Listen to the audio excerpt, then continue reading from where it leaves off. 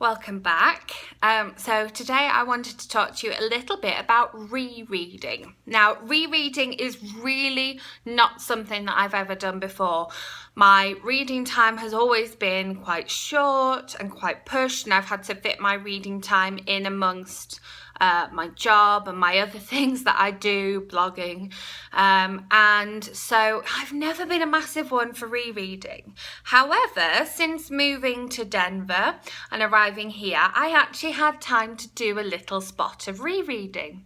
So previously, the only books that I have reread have been Wonder, Harry Potter, the first Harry Potter book, depending whether you're in the UK or in the US, The Philosopher's Stone, The Sorcerer's Stone, and Matilda. Now, I went with those three books first. I have got a couple of other books that I have reread, but those three books I've only reread because I've reread them with children with my classes. So I've read them first on my own, and then Wonder I've read with, I think, 3 separate cohorts of children. Matilda, again, I've read on my own. Oh, sorry, the BFG as well. Read both of those on my own as a child, then again on my own as an adult, because I think that if you're going to share a book with a class, you should have your own experience of it, even if you're only sort of a chapter ahead of them. I've always felt like you should have your own personal experience of that, and your childhood experience might be quite different to your experience now. You might be able to find different messages that tie in with what you're doing in class.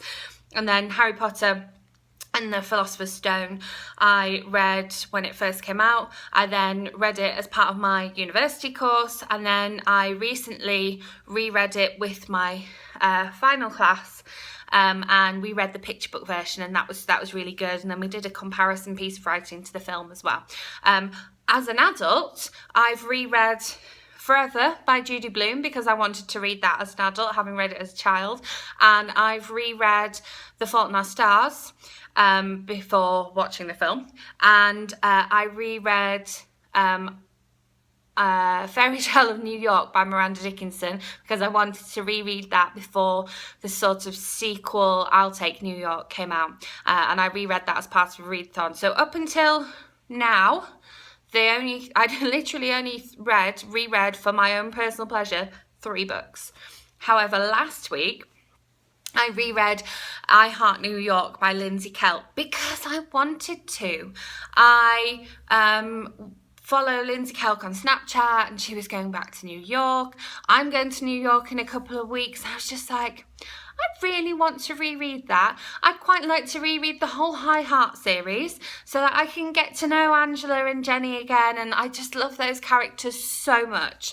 It was such a fab experience because I follow Lindsay Kelp on Snapchat as well. Whilst rereading I Heart New York, she was in New York and sending Snapchats of New York, and I was getting these desperate feelings wanting to go to New York. New York is described so perfectly in the book, and you get to kind of hear about things that aren't, in the major touristy areas, and you get to hear about when Angela goes to Brooklyn, and you get to hear about her going to different restaurants in the area, and her apartment with Jenny, and I just so enjoyed rereading.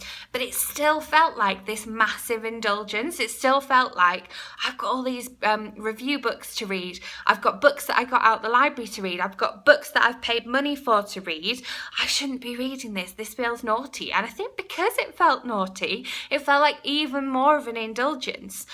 And I think that because I have that little bit more reading time now, I'd like to build in some regular rereads. As I've already said, I'd really like to read the rest of the I Heart series.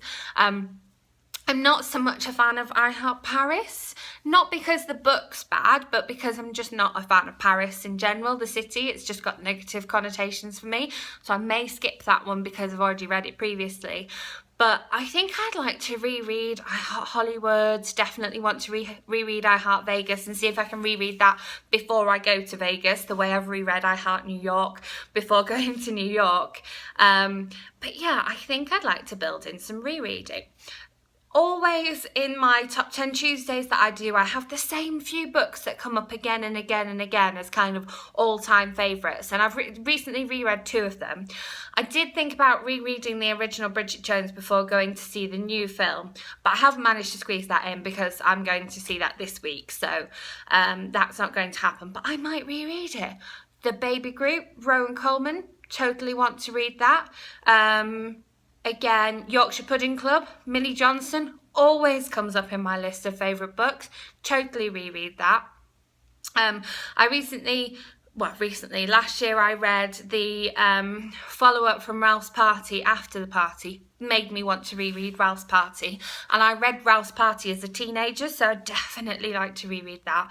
Some of those books as well, I think are possibly, you know, some of my favourite books because they were the first book that I discovered by that author, and so having read a lot of other books by that author since discovering them, I think it would be really nice to reread some of them. And so I think I want to throw in a reread every few books that I read. New books come out, throw in a reread, get back to comfort. And they also read a bit quicker because you're more familiar with the storyline, you're more familiar with the characters. My reread of The Fault in Our Stars by John Green took me just over 4 hours. I read it basically in one sitting, and so I think that's definitely something I'd like to read. I mean, if you've got opinions on rereading, you're a regular rereader, or there's 1 or 2 books that you have to read every year, or there's a couple of books you've reread again and again and again, definitely leave me some comments and let me know, because it's a subject that I'm quite interested in and I've not been able to explore before. So yeah, I'm going to have another video for you soon, and I hope you're having a great week. Bye for now.